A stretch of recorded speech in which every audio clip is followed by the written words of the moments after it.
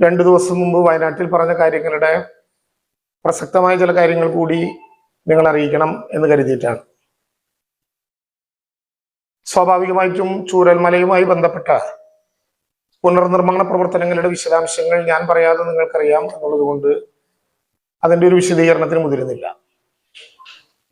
ചൂരൽമലയിൽ പണിതുകൊണ്ടിരിക്കുന്ന ടൗൺഷിപ്പിലെ വീടുകളിൽ വിള്ളലുണ്ടായി എന്ന് കാണിച്ച് ചില മാധ്യമങ്ങളിൽ വന്ന വാർത്ത സാമൂഹ്യ മാധ്യമങ്ങളിൽ സർക്കാരിനെതിരായി മാത്രമല്ല മലയാളത്തിനെതിരായി, കേരളത്തിനെതിരായി അപകടകരമായ വിധത്തിലുള്ള ഒരു പ്രചരണം നടക്കുന്ന സമയത്ത് വിവിധ ജില്ലകളിൽ വെച്ച് മാധ്യമ സുഹൃത്തുക്കൾ അക്കാര്യത്തിനോട് പ്രതികരിക്കണം എന്നോട് ആവശ്യപ്പെട്ടിരുന്നു.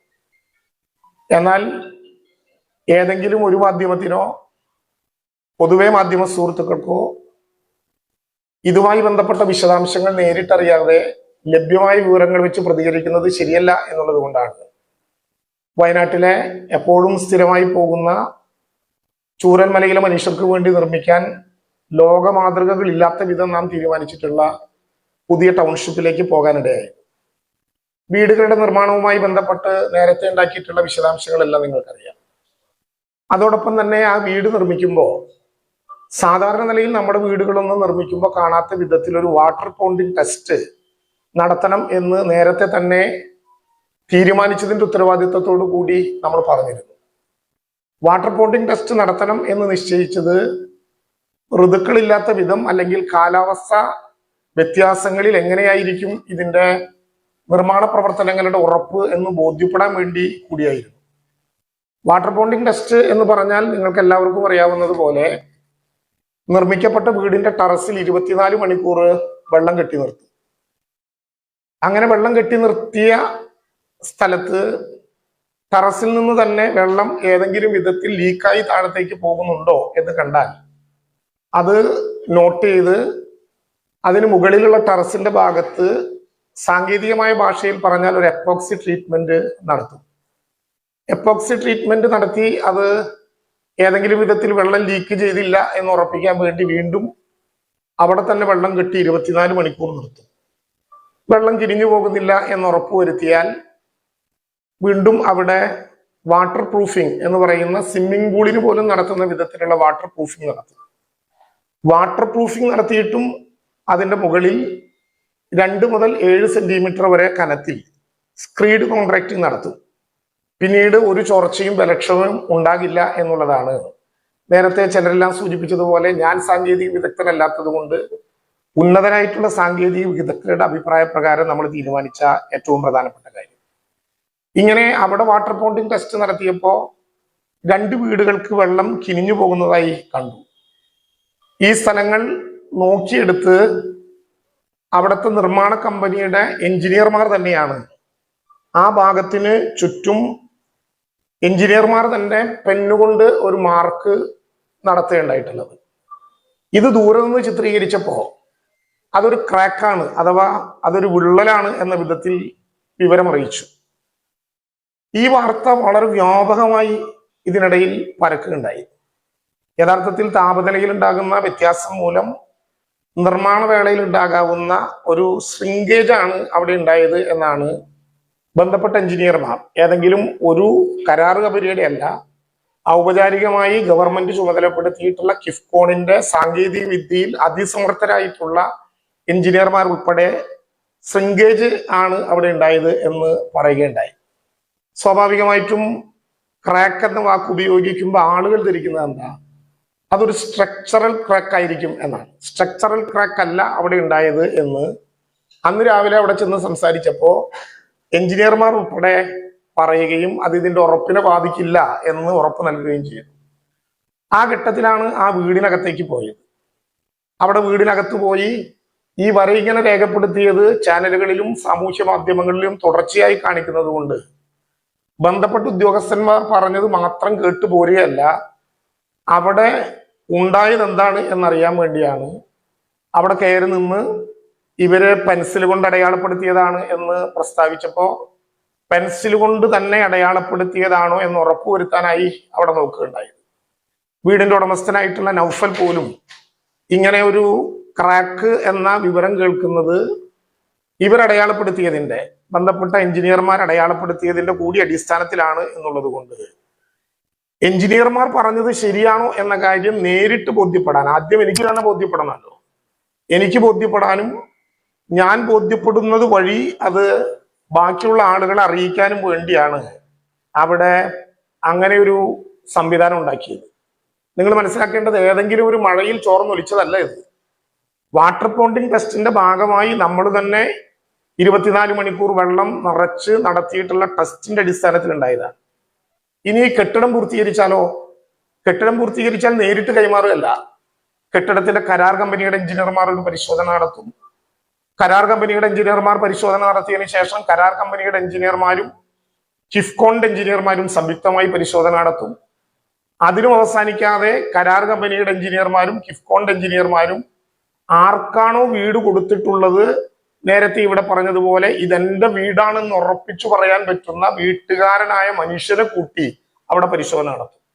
ഇത് കഴിഞ്ഞിട്ട് ഇങ്ങനെ ഒരു പ്രശ്നം ഉണ്ടായാലോ? അങ്ങനെ ഒരു പ്രശ്നം ഉണ്ടായാൽ 5 വർഷക്കാലത്തേക്ക് സിവിൽ വർക്കിൽ ഈ കരാറ് കമ്പനി ഡിഫക്റ്റ് ലൈബിലിറ്റി പ്രകാരം വാറന്റി നൽകേണ്ട ഒരു വീടാണത്. 5 വർഷക്കാലം സിവിൽ വർക്കിലും 3 വർഷക്കാലം ഇലക്ട്രിക്കൽ വർക്കിലും വാറന്റി നൽകിക്കൊണ്ടാണ് ആ വീട് ഉണ്ടാക്കുന്നത്. സാധാരണ നിലയിൽ ആ കരാർ കമ്പനിയുടെ ലഭ്യമാകേണ്ട കരാർ പ്രകാരമുള്ള സംഖ്യയിൽ ഒരു നിശ്ചിതമായ ശതമാനം 5 വർഷത്തിന് ശേഷം മാത്രം കൊടുക്കാവുന്ന വിധത്തിൽ എടുത്തു വെച്ചാണ് ഡിഫക്റ്റ് ലൈബിലിറ്റി പ്യൂരിഫൈ ചെയ്യേണ്ടത്, അത് ക്യൂർ ചെയ്യേണ്ടതെന്ന് നിശ്ചയിച്ചു.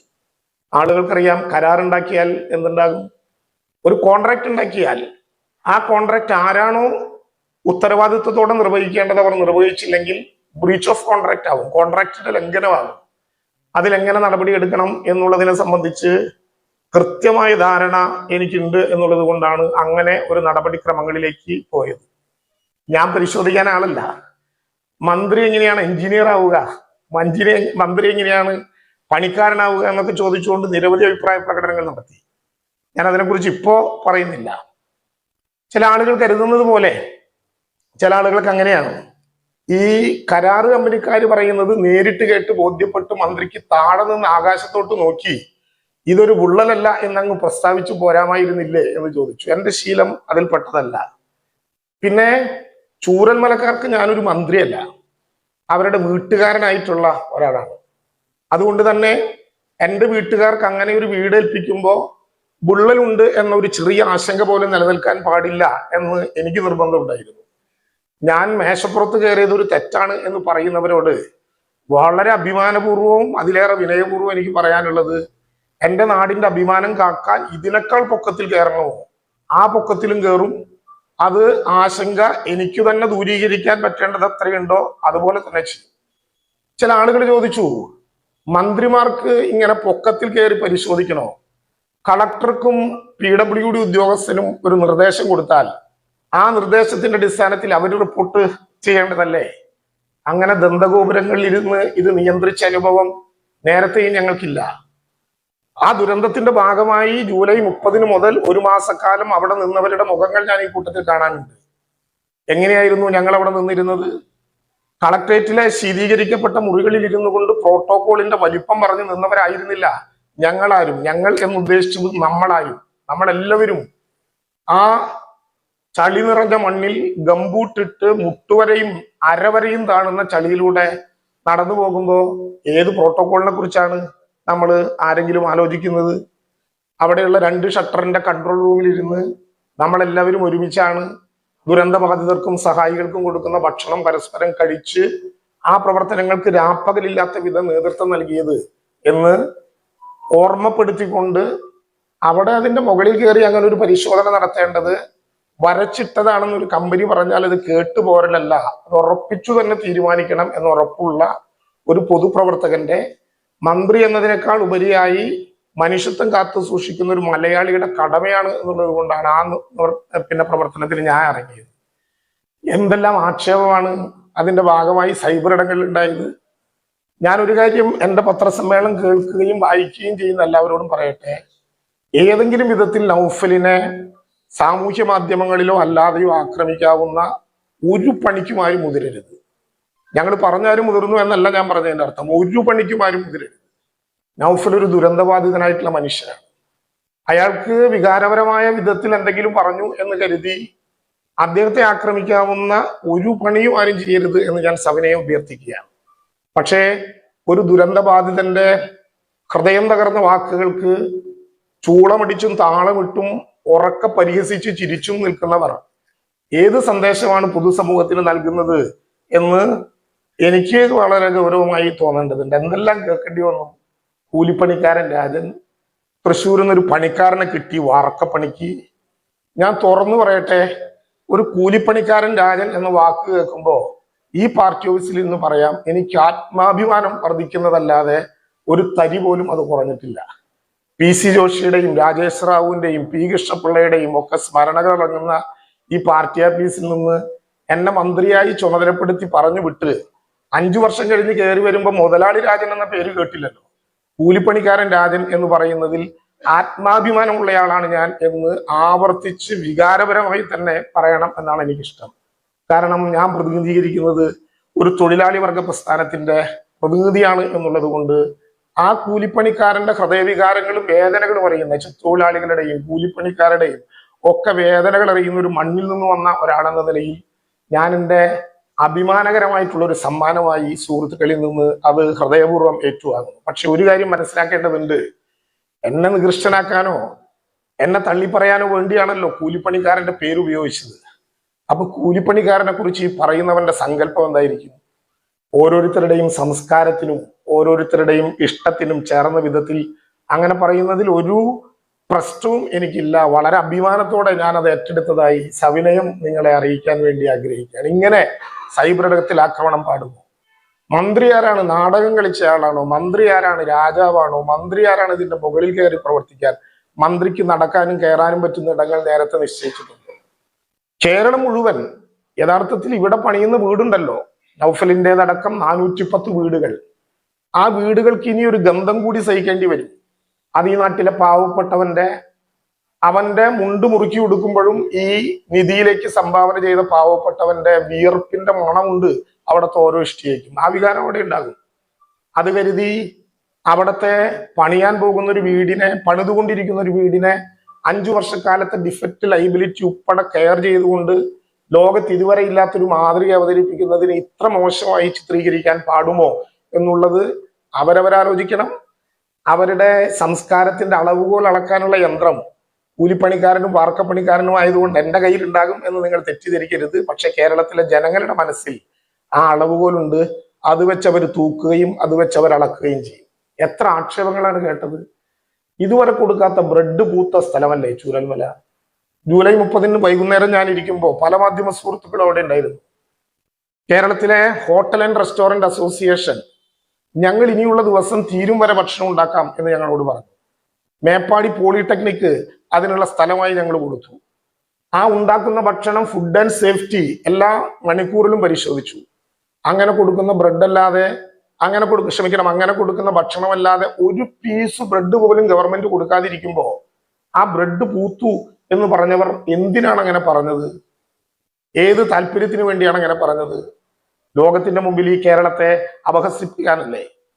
പ്രധാനമന്ത്രി വന്ന ആഗസ്റ്റ് 10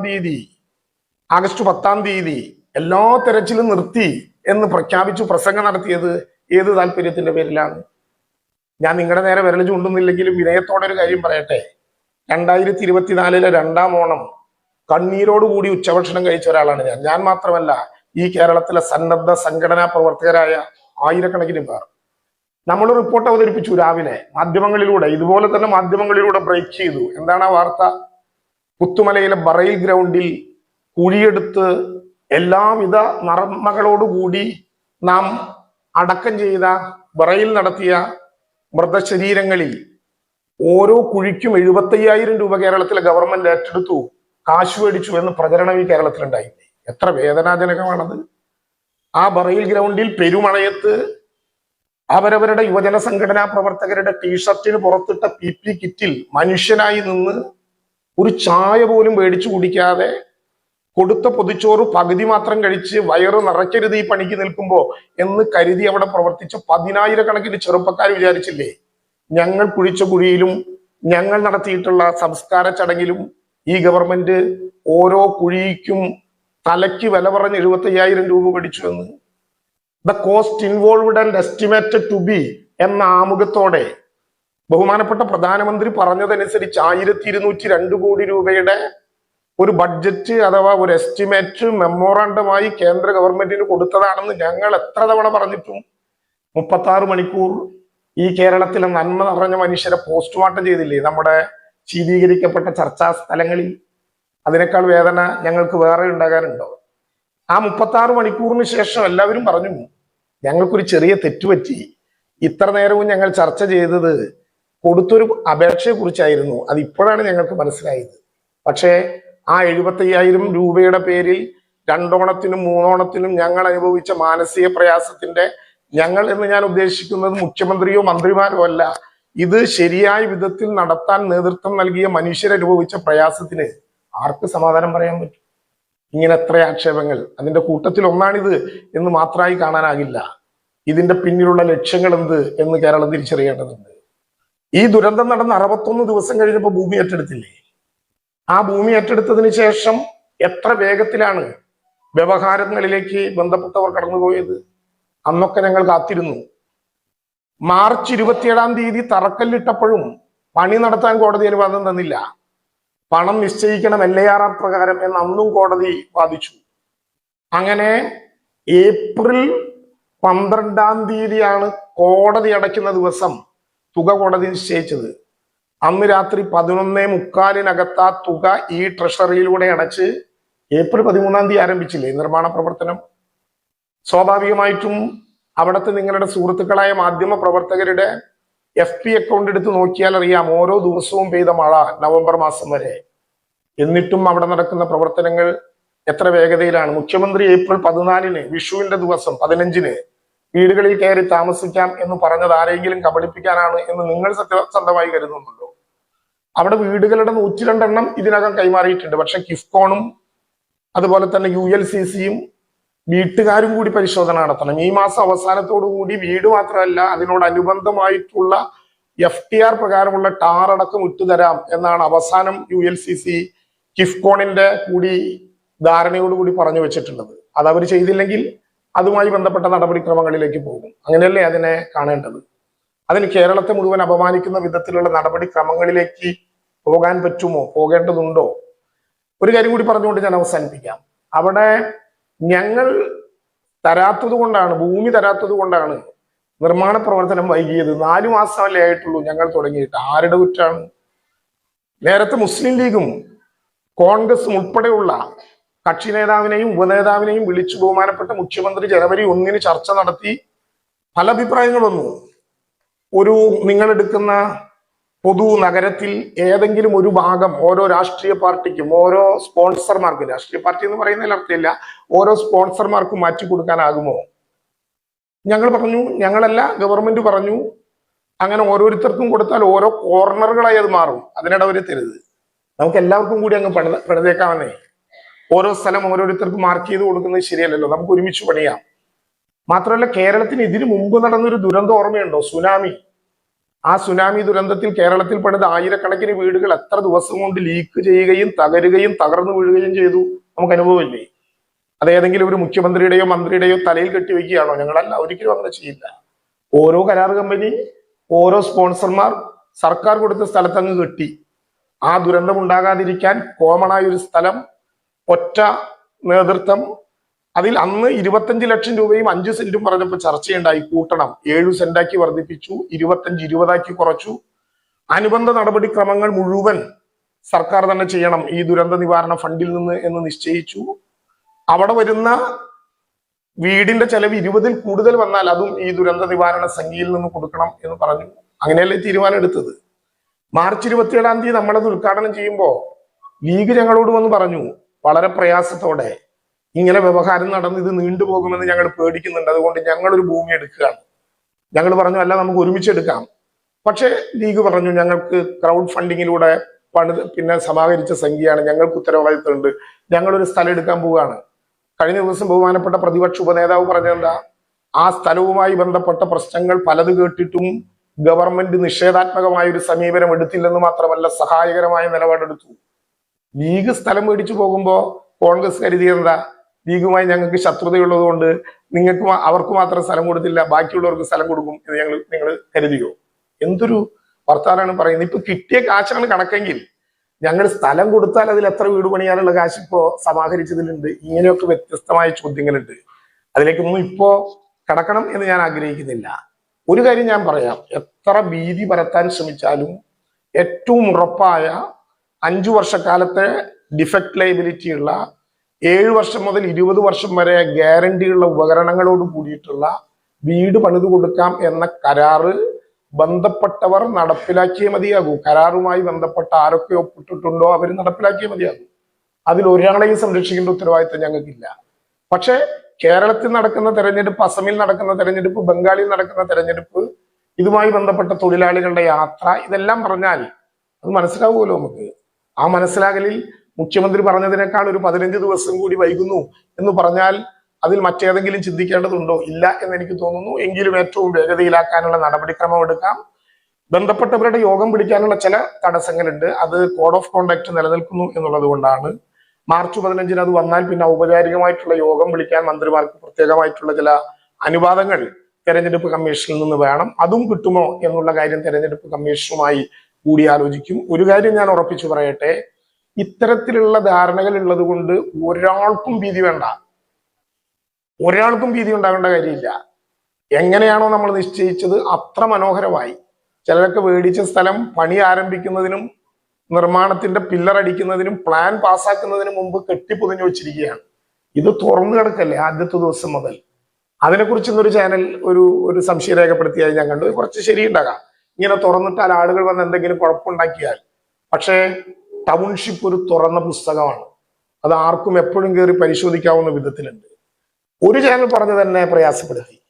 അത് ചിത്രസഹിതം കാണിക്കുകയാണ്. മുകളിലുള്ള വെള്ളം കെട്ടിവെച്ചതിന്റെ സൈഡിലുള്ള ഞങ്ങളിതിനെന്താ തൃശ്ശൂരും തിരുവനന്തപുരവും പറയുന്നതിന് വ്യത്യാസം ഉണ്ടാവും. സൈഡ് കെട്ടും, വെള്ളം പിടിച്ചു നിർത്താൻ വേണ്ടി അരിക് കെട്ടും, സിമന്റ് വെച്ച് ചെറുതായി കെട്ടും. അത് വെള്ളം കെട്ടി നിർത്തുന്ന പണി തീർന്നാൽ വാട്ടർ കോണ്ടിങ് ടെസ്റ്റ് കഴിഞ്ഞാൽ അതങ്ങ് പൊളിച്ചു കളയും. സ്വാഭാവികമല്ലേ, അവിടെ വീട് പണിയാൻ വേണ്ടി വെച്ച സ്ഥലമല്ലേ. ഇങ്ങനെ തെറ്റായ ആശങ്കകൾ ഉണ്ടാകരുത്. അവിടെ ഉപജീവന പത്ത കൊടുത്തില്ല എന്ന പ്രതിസന്ധി ഉണ്ടായി. 18-ാം തീയതി അത് കൊടുത്തു. മാർച്ച് 31 എക്കണോമിക്കൽ ഇയർ എൻഡിങ് ഉള്ളത് കൊണ്ട് ട്രഷറിയിലുള്ള പണം ഫിനാൻസിലേക്ക് തിരിച്ചു വന്നതാണ്. അത് ഏപ്രിൽ മാസത്തിൽ വീണ്ടും അങ്ങോട്ട് കൊടുത്തു. ഏപ്രിൽ 18-നുള്ളിൽ അത് കൊടുത്തു. അത് കൊടുക്കുമ്പോൾ കേരളത്തെ കുറിച്ച് ഒരു കാര്യം, ആരുടെ ഔദാര്യമല്ല, പക്ഷെ ഒരു കാര്യം നാം ഓർക്കണം. ദുരന്തം നടന്ന് 21 മാസക്കാലം കഴിയുമ്പോഴും 1 മാസത്തെ പോലും വാടകയോ 1 മാസത്തെ പോലും ദിനപത്തയോ, ഒരു വീട്ടിൽ 2 പേർക്ക് കൊടുക്കുന്ന ദിനപത്തയോ, ശയ്യാവലംബനായ രോഗിക്ക് കൂട്ടിരിക്കുന്നവന് കൊടുക്കുന്ന ദിനപത്തയോ കൂപ്പണോ ഒന്നും ഈ കേരളത്തിൽ മുടങ്ങിയിട്ടില്ല എന്നുള്ളത് ഞങ്ങളുടെ അഹങ്കാരമല്ല, ആരുടെയും ഔദാര്യമല്ല. എങ്കിലും വിനയപൂർവ്വം അത് കേരളത്തിന്റെ പൊതു നേട്ടമാണെന്നെങ്കിലും ഏറ്റവും ചുരുങ്ങിയത് കരുതാൻ നമുക്കാവണം. അതുകൊണ്ട് ഇത്തരം വാർത്തകൾ പ്രചരിപ്പിക്കുകയോ സാമൂഹ്യ മാധ്യമങ്ങളിൽ പോസ്റ്റ് ഇടുകയോ ചെയ്തതുകൊണ്ട് ബന്ധപ്പെട്ട ഒരാൾക്കും സുരക്ഷിതമായിട്ടുള്ള വീട് ലഭ്യമാകുമെന്ന പേടി വേണ്ട. കൊടുത്തവർക്ക് പട്ടയം ഉൾപ്പെടെയാണ് കൊടുത്തിട്ടുള്ളത്. അതുകൊണ്ട് ആ കാര്യത്തിൽ ഒരാശങ്കയും വേണ്ട എന്ന കാര്യം ഏറെ ബഹുമാനത്തോടെയും വിനയത്തോടെയും അറിയിക്കാൻ ഞാൻ ശ്രമിക്കും.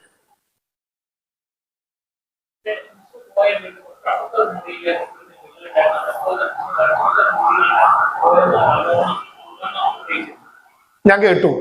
ഞാൻ ചെന്ന് നിന്നത് ചിത്രങ്ങളിലൂടെ പടർത്തിയിട്ടുള്ള സാധനം നേരിട്ട് കണ്ട സ്ഥലമാണ്.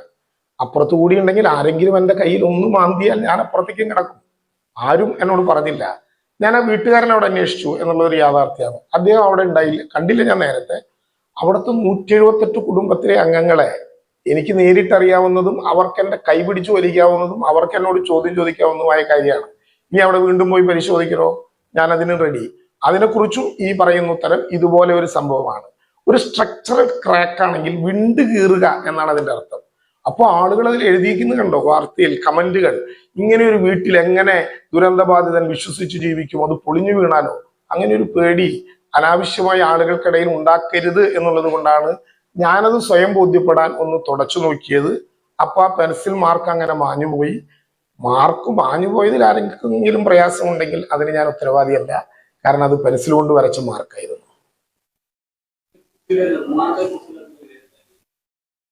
ഞങ്ങൾക്ക് ഇതുവരെ പ്രത്യേകിച്ച് പരാതികളൊന്നും കിട്ടിയിട്ടില്ല.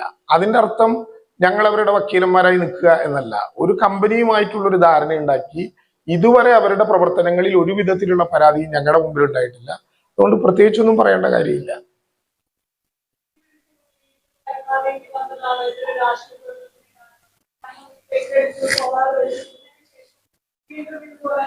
അജിത, ഇതിൽ ഓരോന്നിനും ഓരോ ടൈം തീരുമാനിച്ചിട്ടുണ്ട്. സോളാർ വെക്കേണ്ടത് എപ്പോ, പെയിന്റ് അടിക്കേണ്ടത് എപ്പോ, തീർന്ന വീടുകളെ, അതൊക്കെ ഒരു കൃത്യം ടൈം ലൈനിലാണ് പോകുന്നത്.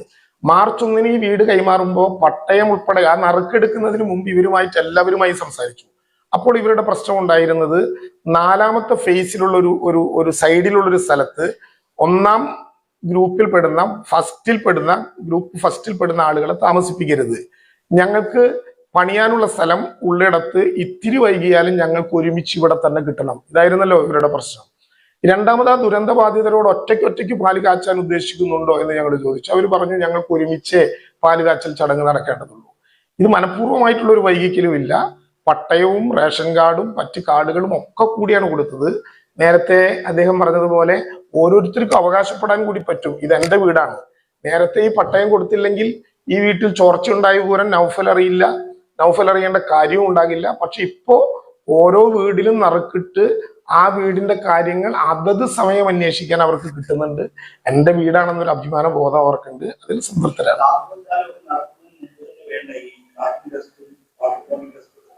വേണമെന്നില്ല, ഞങ്ങൾ അവരുമായിട്ട് കൂടിയാലോചിച്ചു. ഞാൻ പറഞ്ഞ ശ്രീജിത്തിന്റെ അഭിപ്രായം അതായിരിക്കും, അതുകൂടി നല്ലതാണ്. പക്ഷെ മാർച്ച് 1 ഇത് കൈമാറുമ്പോ പട്ടയം ഉൾപ്പെടെ അവർക്ക് കൈമാറി. അവരോട് ഞങ്ങൾ ചോദിച്ചാണ്, ദുരന്ത ബാധിതരായിട്ടുള്ള ആളുകളോട്. അങ്ങനെ കൈമാറുമ്പോ നിശ്ചിതമായൊരു സമയത്തിനുള്ളിൽ ചെറിയ കാര്യങ്ങളേ ഉള്ളൂ. ഓരോ വീട്ടിൽ നമ്മൾ കയറുമ്പോൾ സാധാരണ ഉണ്ടാകാറുള്ള പ്രയാസങ്ങളുണ്ടല്ലോ, അത്രയ്ക്ക് സമയമെടുത്തില്ല, അത്രയ്ക്ക് നേരവും നമ്മൾ എടുത്തില്ല. അതൊരു തെറ്റായ കാര്യമാണെന്ന് എനിക്ക് തോന്നുന്നില്ല.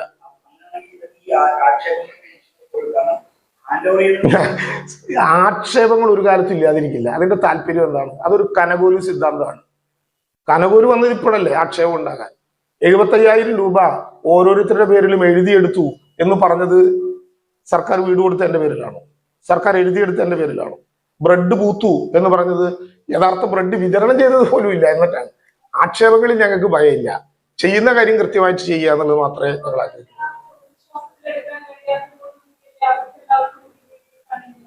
ആര് മീഡിയ കണ്ടു?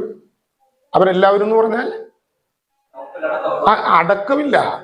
നൗഫൽ കണ്ടു. നൗഫലിനെ തെറ്റിദ്ധരിപ്പിച്ചതാണ് യഥാർത്ഥത്തിൽ. നൗഫലിന്റെ വീട് കൈമാറുമ്പോൾ ഞാൻ അങ്ങനെ പറഞ്ഞ അഭിപ്രായം എനിക്കില്ല.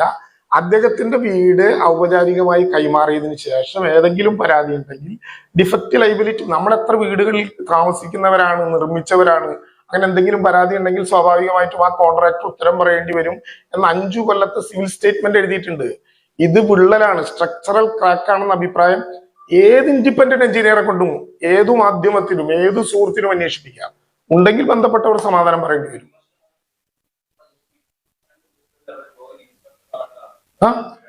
പിന്നെ ഉറപ്പായിട്ടും അത് മനസ്സിലായില്ലല്ലേ? ഞാൻ പറഞ്ഞല്ലോ, ആ 102 വീടുകൾ മിനിഞ്ഞാന്ന് തയ്യാറായതിനു ശേഷം 2ാം ഘട്ടമാണ് ജോയിന്റ് ഇൻസ്പെക്ഷൻ. ഇനി ഒരു ഘട്ടം കൂടിയുണ്ട്. അത് വീട്ടുകാരനും ULCCയും കിഫ്കോണും കൂടിയുള്ളതാണ്. മൂന്ന് ഘട്ട ഇൻസ്പെക്ഷൻ ഉണ്ട്. ആദ്യഘട്ടം ULCCയുടെ എഞ്ചിനീയർമാർ, 2ാം ഘട്ടം കിഫ്കോൺ ULCC. ഞാൻ കൃത്യമായി പറഞ്ഞല്ലോ, അന്ന് അവിടെ പറഞ്ഞല്ലോ. 3ാം ഘട്ടം കിഫ്കോൺ ULCC പ്ലസ് വീട്ടുകാരൻ. അതിൽ 2ാം ഘട്ടമാണ് ഇപ്പോൾ നടക്കുന്നത്. 2ാം ഘട്ടം സംതൃപ്തിപ്പെടുത്തിയാൽ ഏറ്റവും അടുത്ത മിനിറ്റിൽ വീട്ടുകാരനെ കൊണ്ടുകൂടി പരിശോധിക്കും. അല്ല എന്ന് ഞാൻ പറഞ്ഞല്ലോ, നടപടിക്രമം ഈ വിധത്തിൽ തന്നെയാണ്. അവരോട് കൂടി പറഞ്ഞിട്ടാണ്. സ്വാഭാവികമായും ആളുകൾ ഇങ്ങനെ പോകുന്നതിന്റെ ഭാഗമായി 5-10 ദിവസം വൈകിട്ടുണ്ടാകും. ഞങ്ങൾ അങ്ങനെ കരുതുന്നില്ല.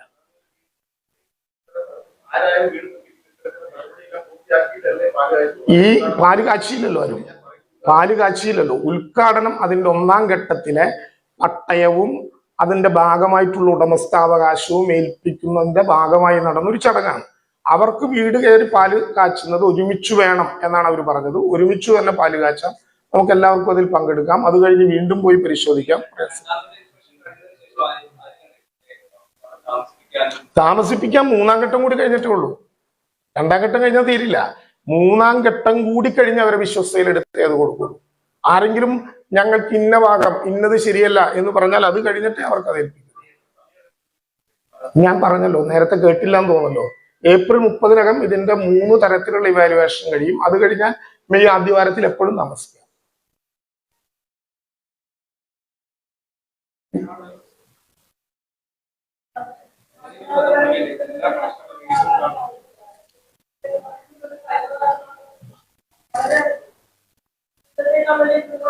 ഉറപ്പായിട്ടും നൗഫലിനെയും സൈബറിൽ ആക്രമിക്കരുത്, എന്നെയും ആക്രമിക്കരുത്, മാധ്യമ പ്രവർത്തകരെയും ആക്രമിക്കരുത്. സാമാന്യ മര്യാദ അങ്ങനെ ഇല്ലാതിരിക്കലാണ്. ഈ കൂലിപ്പണിക്കാരൻ രാജനെന്നും പിന്നെ എന്താണ് ഏണിപ്പണിക്കാരൻ രാജനെന്നും ഒക്കെ പറയുന്നത് പോലെ ഒരാളെയും ആക്രമിക്കരുത് എന്നാണ് എൻ്റെ അഭിപ്രായം. ഒരു പാവപ്പെട്ട മനുഷ്യന്റെ അദ്ദേഹം തന്നെ അതിനെക്കുറിച്ച് അഭിപ്രായം പറഞ്ഞിട്ടുണ്ട്. പക്ഷെ അത് കേട്ട് ചുറ്റും നിന്ന് ആർത്തട്ടഹസിച്ച് ചിരിക്കുന്നവൻ ഒരു കക്കൂസ് പോലും അവിടെ നിർമ്മിച്ചു കൊടുത്തിട്ടില്ല എന്നുള്ളൊരു സങ്കോചം വേണ്ടേ? ചെറിയ സങ്കോചം പറയുമ്പോ ആ ആർത്ത ചിരിയിൽ ഏതോ സാധനം അങ്ങ് മറികടന്നു. ഇതൊക്കെ നിന്നൊരുത്തനെ കിളി പോയി എന്നങ്ങ് പറഞ്ഞപ്പോ കേട്ടൊരു രോമാഞ്ചം, എന്തൊരു സുഖാലേ. എനിക്കതിൽ പ്രയാസമില്ല. ഗ്രന്ഥബാധിതന്റെ വികാരമായിട്ട് ഞാൻ അതിനെ കാണുന്നു.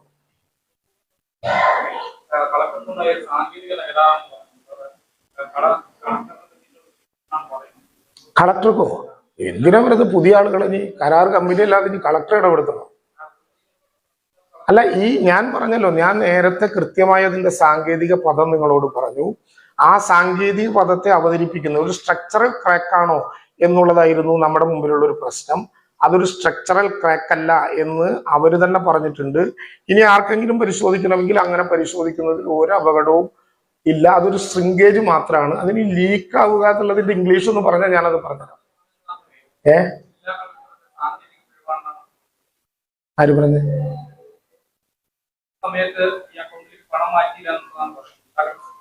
ശൃംഗേജ് ഈ ലീക്കിന്റെ കാര്യമോ? അല്ല, ഉപജീവന മൊത്തം മുടങ്ങാൻ കാരണം അതല്ല. ഉപജീവന പത്തം മുടങ്ങാൻ കാരണം ഞാൻ പറഞ്ഞല്ലോ, ജനുവരി മാസത്തിൽ തന്നെ തീരുമാനിച്ചു. ഈ സാങ്കേതിക കാര്യം ശരിയായിരിക്കും. മാർച്ച് 31-ന് ഇത് TSP അക്കൗണ്ടിലേക്ക് മാറ്റിയിട്ടില്ലെങ്കിൽ മാർച്ച് 31-ന് തിരിച്ചിങ്ങോട്ട് പോരും. അത് വീണ്ടും അങ്ങോട്ട് തിരിച്ചു കൊടുത്താണ്. സാങ്കേതികമാണ്. മറ്റേ ലീക്കേജിന്റെ കാര്യം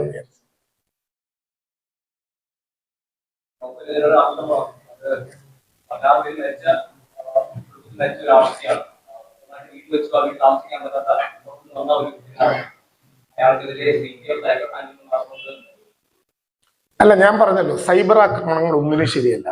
3 കുട്ടികളെ നഷ്ടപ്പെട്ട ഒരു പാവപ്പെട്ട സ്ത്രീ ഉണ്ടല്ലോ, സയന, അവർക്ക് നേരെ നടന്നതും ശരിയല്ലാത്തതാണ്. 16 പേരല്ല, ഒരാൾ പോലും മരിക്കാത്ത മനുഷ്യന് നേരെ പോലും അറ്റാക്ക് നടത്തരുത് എന്നുള്ള അഭിപ്രായം ഞാൻ രേഖപ്പെടുത്തി.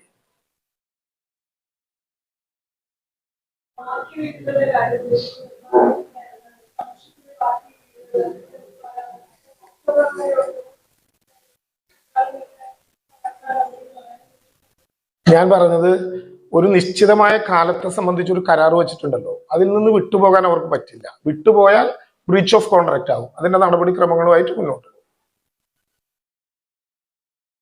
അത്രയ്ക്കൊന്നും സമയം എടുക്കില്ല. എന്നാ പിന്നെ അവസാനിപ്പിക്കുക. അപ്പോ ദയവായി ഒറ്റ അഭ്യർത്ഥന കൂടിയുള്ളത്, ഈ ദുരന്തബാധിതരായിട്ടുള്ള മനുഷ്യരുടെ മനസ്സിൽ വിഷം കലക്കാൻ ആരെങ്കിലും ശ്രമിച്ചാൽ കൂട്ടത്തിൽ നിൽക്കരുത്. അവർക്ക് കൃത്യമായി വീടും ഭൂമിയും എത്തിക്കേണ്ടത് കൃത്യതയോടുകൂടി എത്തിക്കും. അതുവരെ അവരുടെ ഒരു വാടകയും മുടങ്ങില്ല. ഒരു മഴക്കാലത്ത് റോട്ടിൽ കിടക്കേണ്ടി വരില്ല.